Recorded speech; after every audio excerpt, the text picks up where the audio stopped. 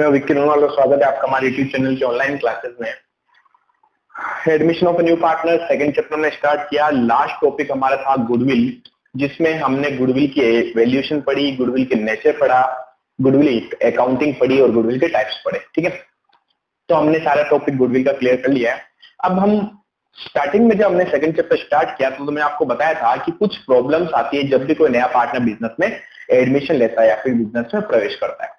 जब भी कोई नया पार्टनर बिजनेस में एडमिशन लेगा या बिजनेस में प्रवेश करेगा तो सबसे पहली प्रॉब्लम आती है उसकी कैपिटल। सेकंड प्रॉब्लम आती है उसका न्यू प्रॉफिट शेयरिंग रेशियो क्या होगा, वो हमने कैलकुलेट कर लिया। थर्ड प्रॉब्लम आती है कि जब भी कोई नया पार्टनर आएगा तो गुडविल का एडजस्टमेंट कैसे होगा, वो हमने कर लिया। अब हम फोर्थ पॉइंट पे आते हैं जो है रीवैल्यूएशन अकाउंट। अब ये रीवैल्यूएशन क्या होता है समझिएगा पहले। हम टॉपिक पढ़ रहे हैं नए साझेदार का प्रवेश, admission of a new partner. जब भी बिजनेस में कोई नया पार्टनर आता है तो वो हमेशा पुराने पार्टनर्स को कहेगा कि आपने कितना पैसा बिजनेस में लगा रखा है, तो उसके अकॉर्डिंगली वो अपना हिस्सा लेके आएगा। ऐसे थोड़ी है पुराने पार्टनर्स ने बोल दिया कि चलो हमने 10 लाख लगाया, आप एक काम करो 10 लाख में अपना हिस्सा बता दो। तो नया पार्टनर जो आएगा वो पूछेगा कि आपने 10 लाख कहाँ लगाए, मुझे बताओ एक बार, है ना। यानी कि जो आपका पैसा लगा वो कहाँ लगा है।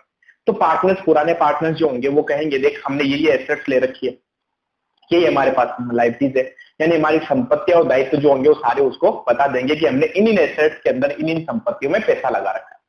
अब जो नया पार्टनर आएगा वो कहेगा कि भाई आपने तो संपत्ति बता दी, जैसे आपने बोल दिया मशीन 10 लाख की है, तो मैं कैसे मान लूं मशीन 10 लाख की है। आपने मशीन कब खरीदी थी उसकी तो मुझे आज की वैल्यू बताओ, कि अगर आपने कोई चीज 50 लाख में खरीदी होगी मुझे उससे मतलब नहीं है। मैं ये जानना चाहता हूं कि आपके पास जो एसेट्स हैं और जो लाइबिलिटीज है उसकी आज की वैल्यू क्या है, क्योंकि मैं आज आपका पार्टनर बन रहा हूं तो मुझे आज की वैल्यू में ही तो अपना हिस्सा लाना पड़ेगा। हो सकता है कि आपने 5 साल पहले कोई एक मशीन खरीदी होगी 10 लाख रुपए में, लेकिन 5 साल के बाद में आप आज की वैल्यू, अगर आज के टुडे की हम इसकी वैल्यू देखें तो आज हमारे लिए ये सिर्फ और सिर्फ 1 लाख रुपए की है। तो ये नया पार्टनर कहेगा कि मैं हम इस 1 लाख में हिस्सा दूंगा, 10 लाख में थोड़ी हिस्सा दूंगा, वो तो 10 लाख की बची नहीं है बात के लिए सर। अरे समझे। तो जब भी कोई नया पार्टनर आता है तो हमेशा पुराने पार्टनर्स को वो कहता है कि आपके पास जो भी एसेट्स और लाइबिलिटीज है ना, उनको आप आज के रेट पर, आज के मूल्य पर लेके आओ। उसके अंदर मुझे बताओ कि आज आपके पास कितने के एसेट्स है और कितने की लाइबिलिटीज है, फिर उसके हिसाब से मैं अपना हिस्सा दे दूंगा, आपको कोई दिक्कत ही नहीं है ना। तो जब भी कोई नया पार्टनर आएगा तो हमेशा पुराने पार्टनर्स को, यानी कि पुरानी फर्म को अपने एसेट्स और लाइबिलिटीज की वैल्यूज को रीवैल्यू करना पड़ता है, यानी कि उनका पुनर्मूल्यांकन करना पड़ता है।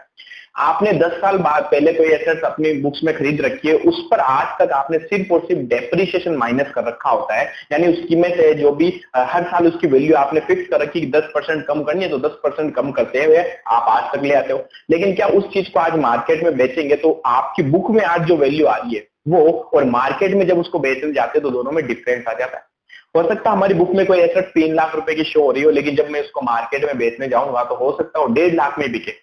तो जो नया पार्टनर आएगा वो कहेगा मैं तो 1.5 लाख में हिस्सा दूंगा, यानी मार्केट प्राइस जो है ना आपकी आज, उसके अंदर मैं अपना हिस्सा दूंगा, आपकी बुक में जो वैल्यू आ रही है उससे मुझे मतलब नहीं होगा। तो इस केस में जब भी कोई नया पार्टनर आता है तो ये हमेशा पुराने पार्टनर से कहता है कि आपकी सारी एसेट्स और लाइबिलिटीज में मुझे क्या करना पड़ेगा, रीवैल्यू करना पड़ेगा।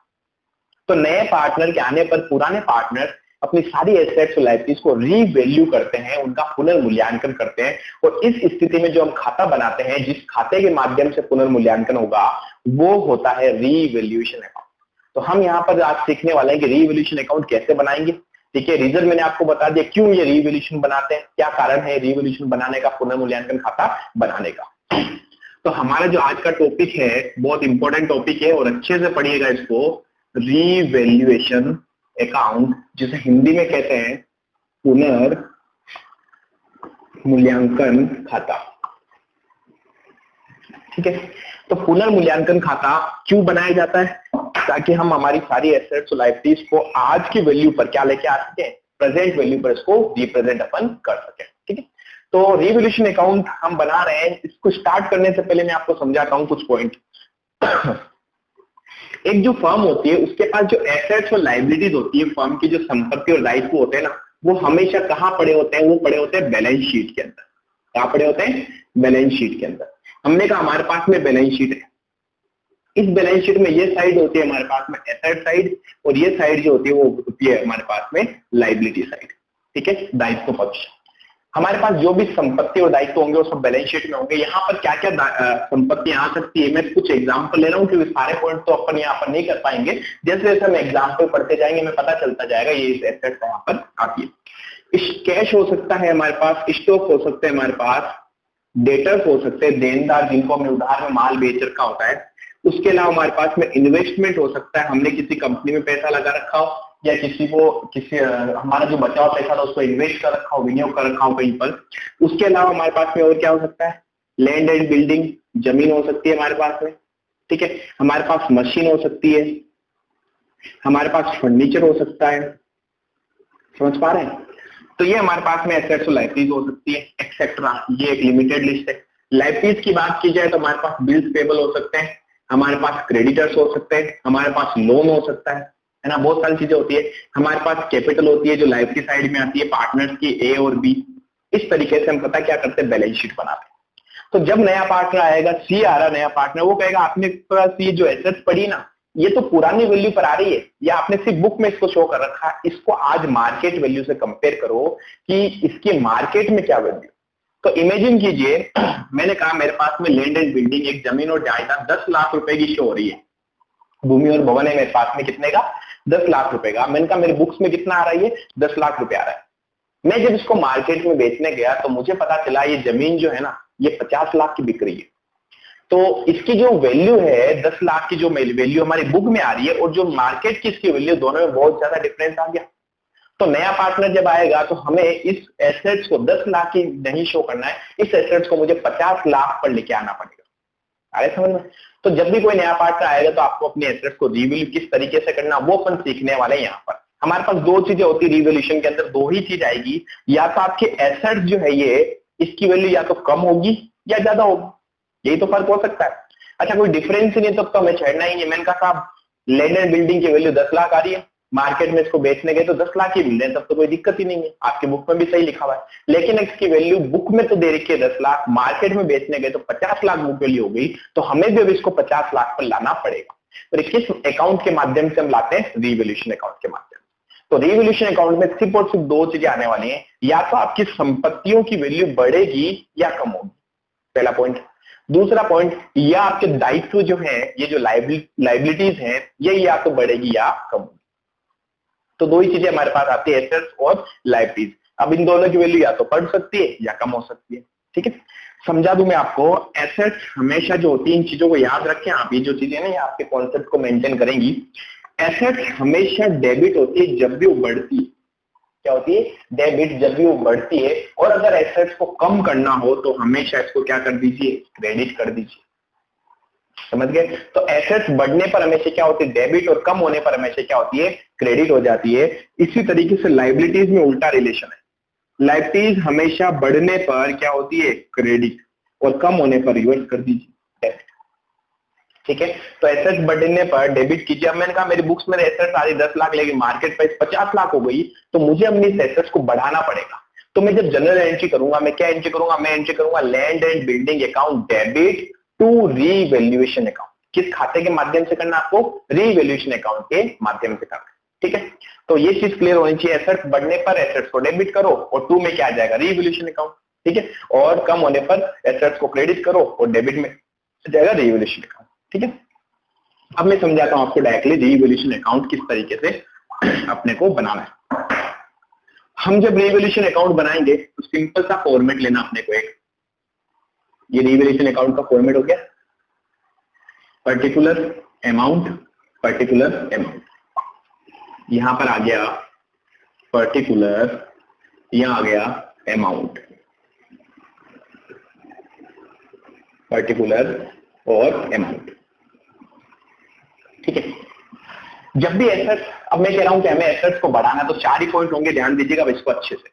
मैंने कहा एसेट्स को बढ़ा रहा हूं तो मैं क्या एंट्री करूंगा, एसेट्स बढ़ने पर, बढ़ने पर, संपत्ति के बढ़ने पर। मैंने अभी भी आपको बताया जब भी हम एसेट्स को बढ़ाएंगे तो हमें एसेट्स को डेबिट करना है। तो देखो जनरल एंट्री क्या होगी, हम एंट्री करेंगे एसेट अकाउंट डेबिट, संपत्ति बढ़ा दी हमने, और टू किस खाते के माध्यम से, किस अकाउंट के माध्यम से करेंगे, रीवैल्यूएशन अकाउंट के माध्यम से। तो हम लिख देंगे assets account debit to revaluation account. क्या लिखेंगे, टू रीवैल्यूएशन अकाउंट, क्लियर? बताओ एसेट्स बढ़ने पर रीवैल्यूएशन अकाउंट में क्या लिखेंगे? ये रीवैल्यूएशन का अकाउंट है, तो जब भी हम जिसका अकाउंट बनाते हैं उसमें उसका खुद का नाम कभी नहीं जाता, तो क्या जाता है? सामने क्या है? सामने एसेट्स है डेबिट में। कहा है? डेबिट में। अकाउंटिंग का रूल होता है जब भी आप उसको एक जगह से उठा के किसी दूसरी जगह ट्रांसफर करते हो तो आपकी साइड उसकी चेंज हो जाती है। एसेट्स अभी डेबिट में बैठा है, इसको उठा के मैं ट्रांसफर करूंगा तो ये कहाँ जाएगा? क्रेडिट साइड में, यानी कि बाई साइड। सिंपल है। तो पहला लॉजिक तो ये हो गया, इसको समझो अच्छे से कि रीवैल्यूएशन में रीवैल्यूएशन का नाम नहीं आएगा तो क्या आएगा? एसेट्स आएगा। एसेट्स अभी डेबिट में है तो मैं इसको ट्रांसफर करूंगा क्रेडिट में आ जाएगा, पहली चीज। दूसरी चीज देखिए, जिसको भी आप ट्रांसफर कर रहे हो क्या उसके आगे टू है क्या? अगर उसके आगे टू है तो वो टू साइड में जाएगा, यानी डेबिट साइड में, क्योंकि डेबिट में हमेशा टू लिखते हैं और क्रेडिट में हमेशा बाई लिखते हैं, है ना? तो अगर इसके आगे टू है तब तो टू साइड में आ जाएगा, इसके आगे टू नहीं है तो ये बाई साइड में जाएगा। क्या एसेट्स के आगे टू लिखा हुआ है क्या? नहीं लिखा हुआ, तो ये सीधा कहां जाएगा? बाई साइड, और सीधा हम लिख देंगे बाय एसेट्स। तो एक चीज क्लियर हो गई कि जब भी एसेट्स बढ़ती है तो इसको हमेशा रीवैल्यूएशन अकाउंट के बाई साइड में लिखा जाएगा। एसेट्स बढ़ने पर रीवैल्यूएशन अकाउंट के बाई साइड में लिखा जाएगा। दूसरी एंट्री करते हैं अपन, एसेट्स कम होने पर। एसेट्स कम होने पर, अब देखो एसेट्स डिक्रीज होगी। जब एसेट्स डिक्रीज होगी तो हमें एसेट्स को कम करना है तो क्या करना पड़ेगा? क्रेडिट करना पड़ेगा। तो मैं क्या लिख दूंगा? टू एसेट्स, एसेट्स का नाम आ जाएगा यहाँ, मशीन, फर्नीचर, जो भी हमारी एसेट्स। डेबिट क्या हो जाएगा? किस खाते के माध्यम से करना है? रीवैल्यूएशन अकाउंट के माध्यम से। तो लिखेंगे revaluation account debit to assets account. Simple. अब मुझे देखना रीवैल्यूएशन का अकाउंट बनाना, तो रीवैल्यूएशन के अकाउंट में कहा जाएगा? रीवैल्यूएशन में रीवैल्यूएशन का नाम नहीं आएगा तो क्या आएगा? एसेट्स का। क्या एसेट्स के आगे टू है? यस, टू है, तो कहां चला जाएगा? टू साइड में। तो क्या लिख देंगे? टू एसेट्स, और यहां लिखना डिक्रीज।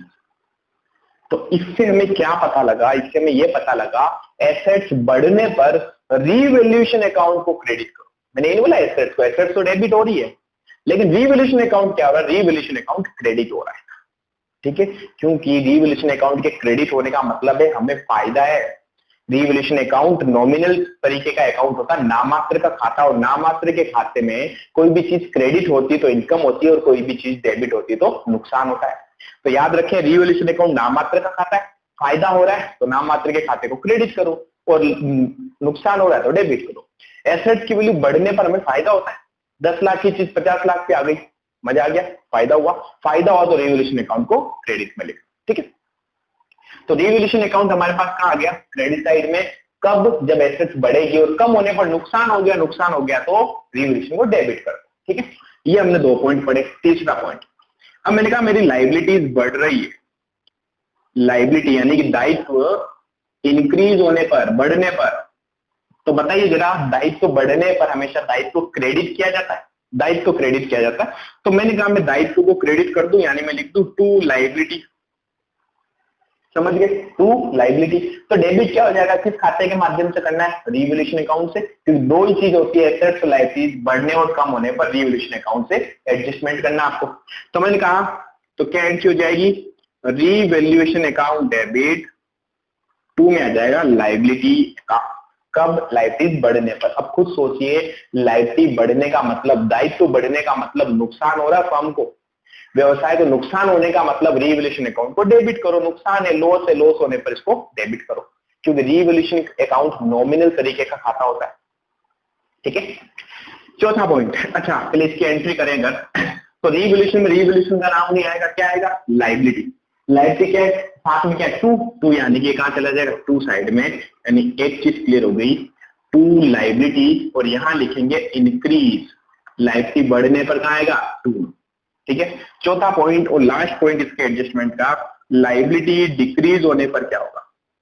लायबिलिटी डिक्रीज यानी कम होने पर क्या होगा?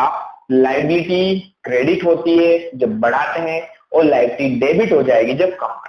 उल्टा होता है। देखिए, एसेट्स और लायबिलिटी में रिलेशन कैसा होता है, तो आपको सारी चीजें कवर करनी है। एसेट्स के बारे में सोचना और रीवैल्यूएशन के बारे में सोचना, दोनों चीजें मैं आपको समझा रहा हूं, फिर मैं आपको डायरेक्टली इसके ऊपर समझाऊंगा। अभी एंट्री देके समझा रहा हूं। एंट्री तब काम आएगी जब आप कहीं अटक जाओगे, सर कुछ समझ में नहीं आ रहा, तो एंट्री करो, एंट्री करके समझ सकते हो अपन, कोई दिक्कत नहीं है। लायबिलिटीज कम होने पर, बढ़ने पर लायबिलिटी को क्रेडिट करो, कम होने पर लायबिलिटी को डेबिट कर दो। तो हमारी एंट्री हो जाएगी लायबिलिटी अकाउंट डेबिट, और 2 में आ जाएगा किस खाते के माध्यम से करना है, रीवैल्यूएशन अकाउंट के माध्यम। तो रीवैल्यूएशन में रीवैल्यूएशन का नाम नहीं जाएगा, क्या होगा, लायबिलिटी जाएगी। क्या लायबिलिटी के आगे 2 है, नो, तो ये कहां जाएगा, बाय साइड। क्या लिख देंगे, बाय लायबिलिटी, और यहां लिखेंगे डिक्रीज, बस। इसके बाद पता है कुछ नहीं करना, जहां पर भी बैलेंसिंग फिगर आता है, क्योंकि बराबर तो आएगा नहीं डेबिट क्रेडिट, है ना, जहां पर भी बैलेंसिंग फिगर आता है चाहे 2 में या बाय में, उस बैलेंसिंग फिगर को पार्टनर्स के कैपिटल में डाल दीजिए, क्योंकि ये आपके एसेट्स और लायबिलिटीज बढ़ने से या तो प्रॉफिट होगा या नुकसान होगा। ये प्रॉफिट या नुकसान दोनों ही पुराने साझेदारों का होना चाहिए, क्योंकि नया साझेदार क्या कहेगा, एसेट्स लायबिलिटीज बढ़ने और कम होने पर मेरी कोई जिम्मेदारी नहीं है, मैं तो आज से आपका पार्टनर बनूंगा, अब से जो भी होगा उसमें जिम्मेदार मैं रहूंगा, आप मेरा भी हिस्सा होगा, लेकिन पास्ट में जो हो चुका उसके अंदर तो आप ही का हिस्सा है, ठीक है। तो अगर 2 साइड में बैलेंसिंग फिगर आया तो क्या लिख देंगे, 2 पार्टनर्स कैपिटल बैलेंसिंग फिगर, और ये कौन से पार्टनर होंगे, ये होंगे ओल्ड पार्टनर। अगर बाई साइड में आया तो bye partner capital balancing figure, ये भी कौन से पार्टनर होंगे, ओल्ड पार्टनर। ये पॉइंट आपको समझ में आया, बस इतना सा बनाना होता अपने को, क्या, रीवैल्यूएशन अकाउंट, ठीक है। अच्छा, 2 में आया तो पता है ये प्रॉफिट होता है ओल्ड पार्टनर्स के लिए, और अगर बाई में आया तो ये पार्टनर्स के लिए लॉस होता है। कौन से पार्टनर्स के लिए, ओल्ड पार्टनर्स के लिए। तो एक चीज तो क्लियर होनी चाहिए, रीवैल्यूएशन अकाउंट जब भी हम बनाएंगे तो मैं आपको डायरेक्टली समझा रहा हूं, ध्यान से सुनेगा जो पॉइंट कह रहा हूं, क्योंकि हमें हर बार एंट्रीज करके नहीं देखना। जब भी एसेट्स बढ़ेगी तो रीवैल्यूएशन के बाई में लिखना है, याद रखें, जब भी एसेट्स बढ़ेगी, ये देखिए एसेट्स बढ़ रही है, एसेट्स बढ़ने पर रीवैल्यूएशन अकाउंट के बाई में आएगा, तो कम होने पर कहां आएगा, 2 साइड में। और याद करने की शॉर्ट ट्रिक बता रहा हूं, एसेट्स और लायबिलिटीज में रिलेशन हमेशा पॉजिटिव नेगेटिव का रहता है, ठीक है। अगर एसेट्स बढ़ने पर बाई में आ रहा है तो एसेट्स कम होने पर 2 में आएगा, सिंपल सी चीज है। अच्छा, एसेट्स बढ़ने पर अगर बाई आ रहा है तो उसी साइड लायबिलिटीज क्या होगी, कम होगी, क्योंकि नेगेटिव पॉजिटिव का रिलेशन है ना। अगर एसेट्स इधर बढ़ रही है तो लायबिलिटीज इधर कम होती है, अगर एसेट्स इधर कम हो रही है तो लायबिलिटीज इधर बढ़ रही है ना। तो सिंपल सा पॉइंट है, और फटाफट याद कीजिए मेरे साथ में, रीवैल्यूएशन अकाउंट में एसेट्स बढ़ने पर बाई साइड में, एसेट्स कम होने पर 2 साइड में। वापस, रीवैल्यूएशन अकाउंट में एसेट्स बढ़ने पर बाई साइड में, एसेट्स कम होने पर 2 साइड में। लायबिलिटीज की बात की जाए तो उल्टा होगा, एसेट्स कम होने पर 2 साइड में और एसेट्स बढ़ने, सॉरी, लायबिलिटीज कम होने पर 2 साइड में और लायबिलिटीज बढ़ने पर बाई साइड। याद रहेगा, एसेट्स रीवैल्यूएशन अकाउंट में एसेट्स बढ़ने पर बाई साइड में और लायबिलिटीज कम होने पर बाई साइड में, ठीक है। उल्टा चले तो एसेट्स कम होने पर 2 साइड में, तो लायबिलिटीज बढ़ने पर 2 साइड में, याद रहेगा। तो जब भी मैं बोलूं एसेट्स बढ़ी रीवैल्यूएशन के बाई में, एसेट्स कम हो गए रीवैल्यूएशन के 2 में, लायबिलिटीज बढ़ी रीवैल्यूएशन के 2 साइड में, और लायबिलिटीज कम हो रही है तो रीवैल्यूएशन के बाई साइड, ठीक है। ये तो पहला पॉइंट। अब और समझते हैं, जब भी प्रॉफिट होगा तो रीवैल्यूएशन को क्रेडिट करो। सर और अच्छा हो गया पॉइंट। देखिए 2-3 चीजें होती है, आपको या तो अच्छे से पढ़ना होता है या फिर आपको अच्छे से रट्टे मारने होते हैं ना। तो रट्टे मारने वाली टेक्निक मैं समझाना नहीं चाहता हूँ, बट फिर भी हमें बताना पड़ता है, क्योंकि कई बच्चे वैसे ही समझते हैं, क्लियर। तो जब भी आपके पास में हमें प्रॉफिट हो तो रीवैल्यूएशन को क्रेडिट करो। अब देखो प्रॉफिट कब होगा, प्रॉफिट 2 केस में होगा। एसेट्स के बढ़ने पर प्रॉफिट होगा, क्योंकि हमें फायदा ना, संपत्ति की वैल्यू बढ़ गई, और लायबिलिटीज यानी दायित्व जो होते हैं उसके कम होने पर फायदा होगा। फायदा कब होता है, संपत्ति के बढ़ने पर या दायित्व के कम होने पर। मेरा दायित्व पहले 1 लाख था, यानी मुझे किसी को 1 लाख चुकाने, ये 80,000 ही हो गया, यानी मुझे तो फायदा हुआ ना 20,000 का, मुझे 80,000 ही चुकाने पड़ेंगे, वो पॉइंट। तो 2 जगह फायदा होता है, एसेट के बढ़ने पर हमेशा फायदा होता है इसलिए क्रेडिट करो, और लायबिलिटीज के कम होने पर फायदा होता है इसलिए क्रेडिट करो। और नुकसान कब होता है, संपत्ति की वैल्यू कम हो गई, नुकसान हो गया, 10 लाख की चीज से 8 लाख की रह गई, नुकसान हो गया। लायबिलिटीज बढ़ गई, नुकसान हो गया, 1 लाख चुकाने थे 1.5 लाख हो गए, लायबिलिटी बढ़ रही है, नुकसान हो रहा है, तो क्या करो, रीवैल्यूएशन को डेबिट करो। सिंपल सी चीज है। तो 4 चीजें मैंने आपको समझाई। पहला, आप एंट्री से कवर कर सकते हो रीवैल्यूएशन अकाउंट। नहीं समझ में आया सर तो डायरेक्टली पढ़ सकते हो, एसेट्स बढ़ने पर बाई में, एसेट्स कम होने पर 2 में। एसेट्स कम 2 में हो रही है तो लायबिलिटीज बढ़ेगी 2 में, लायबिलिटीज बढ़ रही है 2 में तो कम होगी बाई साइड में। तीसरी चीज, सर प्रॉफिट हो रहा है कि नुकसान, अगर प्रॉफिट हो रहा है तो रीवैल्यूएशन को क्रेडिट करो, अगर लॉस हो रहा है तो रीवैल्यूएशन को डेबिट करो। क्लियर है? अब इसके ऊपर मैं एक अच्छा सा एग्जांपल लेके आपको समझाना चाह रहा हूं, तो फटाफट रेडी हो जाइए आप एग्जांपल के लिए। पहले यहां तक आप उतार लें।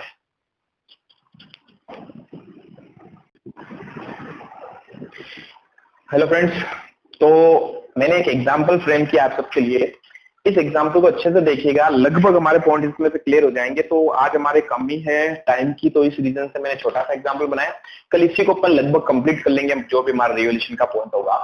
हमें क्वेश्चन में हमेशा बैलेंस शीट दे रखी होगी और इस बैलेंस शीट के बारे में कुछ पॉइंट्स लिख रखे होंगे, यानी कि कैसे आपकी एसेट्स बढ़नी है और कैसे कम होनी है। ठीक है, इन पॉइंट्स को अच्छे से ध्यान से पढ़िएगा। यहाँ पर जो मैं वर्ड बताऊंगा ना, उन वर्ड्स को आप फोकस कीजिएगा।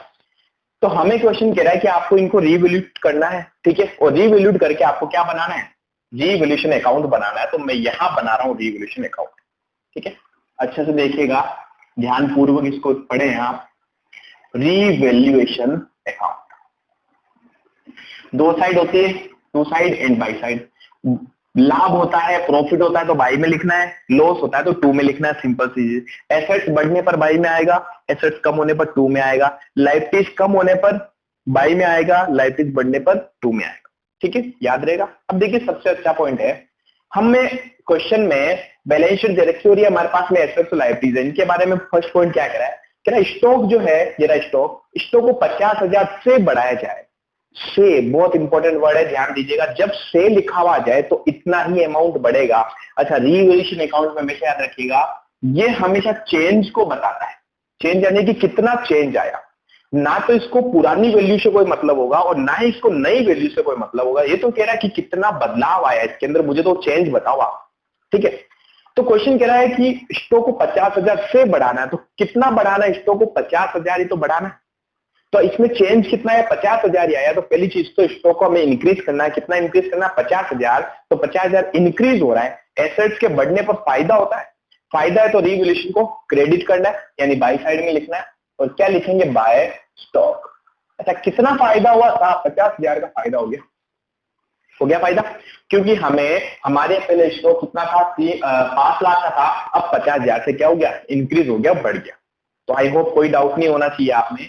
तो जब भी हमें क्वेश्चन में क्या लिखा हुआ जाए, मैं कुछ पॉइंट्स लिख रहा हूं यहाँ पर, जब भी टू लिखा हुआ जाए या से लिखा हुआ जाए तो हमेशा क्वेश्चन में चेंज दे रखा होता है। वो क्या दिया होता है? चेंज। से यानी कि कितना चेंज हुआ? 50,000 चेंज हुआ। और रिवैल्यूएशन हमेशा चेंज को ही लिखता है कि पुरानी वैल्यू से अब नई वैल्यू में चेंज कितना है ना।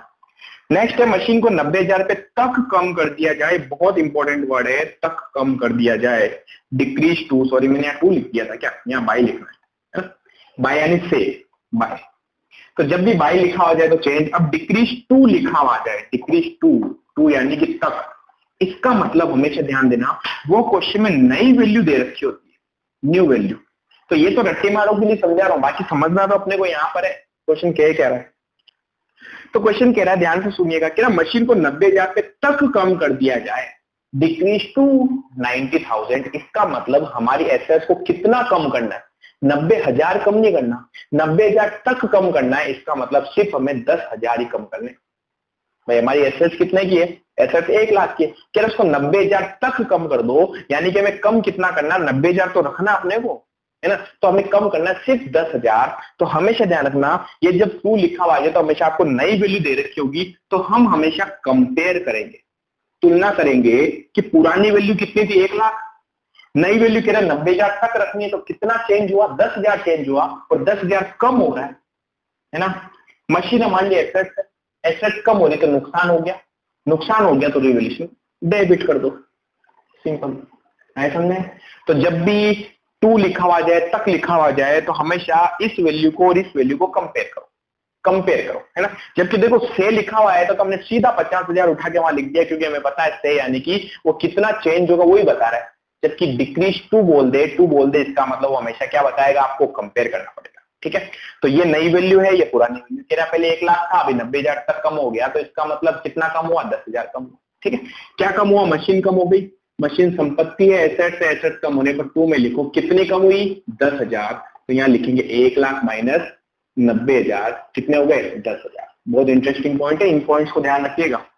अगला पॉइंट कह रहा है, लेनदारों को वास्तविक भुगतान किए गए राशि 3,50,000 रुपए करना है। लेनदारों को, क्रेडिटर्स को एक्चुअल पेमेंट कितना करना है? 3,50,000। एक्चुअल पेमेंट किसको? क्रेडिटर्स को। जरा देखिए क्रेडिटर्स हमारे लिए क्या है? लायबिलिटी। पता है क्रेडिटर्स कौन होता है? वो पार्टी जिनको हमने उधार में माल बेचा, सॉरी बेचा नहीं, जिनसे हमने उधार में माल खरीदा। तो वो पार्टी जिन लोगों से हमने उधार में माल खरीदा हुआ होता है तो अब उनको पेमेंट करना पड़ेगा ना। पैसे कहाँ दिए हमने? उधार में माल खरीदा था, तो इसको पेमेंट करना बाकी है। कितने रुपए का पेमेंट करना बाकी है? 3 लाख रुपए का। और सडनली मुझे पता चला 3 का नहीं है, 3,50,000 हो गए। हो सकता है मैंने लेट पेमेंट किया हो तो ब्याज व्याज लगा दिया होगा उन्होंने, तो बहुत रीजन हो सकते हैं इसके लाइबिलिटीज बढ़ने के। तो लाइबिलिटीज पहले जहाँ 3 लाख की चुकानी थी, अब 3,50,000 चुकानी पड़ेगी, तो लाइबिलिटीज बढ़ गई। अच्छा कितनी बढ़ी? सिर्फ 50,000 तो बढ़ी। 3 लाख तो आ ही रहा मेरी बुक में, क्या आप 3,50,000 चुकाने पड़ेंगे, तो हमें कितने एक्स्ट्रा पेमेंट करना पड़ेगा? मुझे एक्स्ट्रा पेमेंट करना पड़ेगा 50,000 का।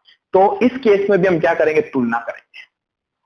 समझ गए? तो 50,000 हमारी लायबिलिटी बढ़ रही है। लायबिलिटी बढ़ने पर नुकसान होता है, लॉस है, और इसलिए रीवैल्यूएशन अकाउंट को लॉस होने पर डेबिट किया जाएगा। यानी कि ये तो हो गया समझने का तरीका। दूसरा रट्टे मार बच्चे कई वाले कि सर लाइबिलिटीज बढ़ेगी तो 2 में, लाइबिलिटीज कम होगी तो 22 में। ठीक है, सभी आप पढ़ सकते हैं। तो लाइबिलिटीज यानी लाइबिलिटी का नाम लिख दो, क्या बढ़ाना है? क्रेडिटर्स। ठीक है, कह रहा 3,50,000 लाइबिलिटी हो गई। 3 लाख तो ऑलरेडी हमारी बुक्स में आ ही रहा है, तो बढ़ाना कितना है? 50,000 ही तो बढ़ाना है। समझ पा रहे हो? बहुत अच्छे पॉइंट है, अच्छे से रीड करिएगा। नेक्स्ट पॉइंट पे आते हैं। बैंक लोन का दायित्व 20,000 से कम किया जाए। से अपन वर्ड पहले ही पढ़ चुके हैं। जब से बोल दे इसका मतलब उसने चेंज दे दिया। कितनी लायबिलिटी बढ़ रही है? 20,000 बढ़ रही है, तो 20,000 की लायबिलिटी बढ़ रही है।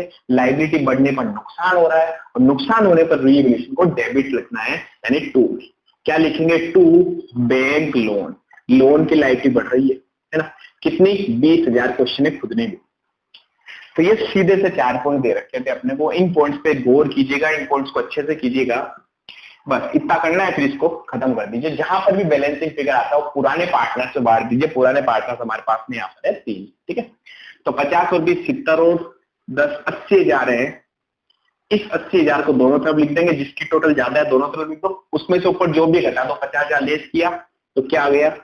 30,000। और इस 30,000 का क्या लिखेंगे? Bye partners capital. कौन से कैपिटल? पुराने पार्टनर ए, बी और सी। नया पार्टनर तो डी आ रहा है इस क्वेश्चन में। ठीक है, इसको हम क्वेश्चन में कोई रेशियो नहीं दिया हो तो इक्वल बांट देंगे, बराबर बराबर बांटेंगे, तो 10,000 10,000 और 10,000। ये बन गया रीवैल्यूएशन। समझ गए? तो आज के क्वेश्चन में तो मैंने बहुत ही कम ऐसे पॉइंट लिए। कल के क्वेश्चन में मैं एक बहुत अच्छा एग्जांपल आपके लिए बना के लाऊंगा और बहुत अच्छे पॉइंट्स लिख के लाऊंगा। तो उन पॉइंट्स को आप ट्राई करें कि खुद सेल्फ करें मेरे से करने से पहले। वो तब होगा जब आज की वीडियो आपने बहुत ही अच्छे तरीके से वॉच की। हमारे आगे के क्वेश्चन के कंप्लीट पार्ट का सबसे इंपॉर्टेंट हिस्सा जो है ना, वो ये है। ये चैप्टर 2 में भी है रीवैल्यूएशन अकाउंट, चैप्टर 3 में भी है रीवैल्यूएशन अकाउंट। तो हमें सीखना तो पड़ेगा, और अच्छे से सीख लो तो ज्यादा बेटर, क्योंकि बड़े क्वेश्चन में एक साथ में ये पॉइंट आने वाला है। ठीक है, तो यहाँ तक हम आज की क्लास कवर करते हैं। अगर आपको कोई भी डाउट है इसके अंदर तो मुझसे पूछ सकते हैं, मुझे मैसेज कर सकते हैं, मुझे व्हाट्सएप पे पूछ सकते हैं, मुझे कमेंट कर सकते हैं। ठीक है, तो आज की क्लास को यहीं पे समाप्त करते हैं। धन्यवाद।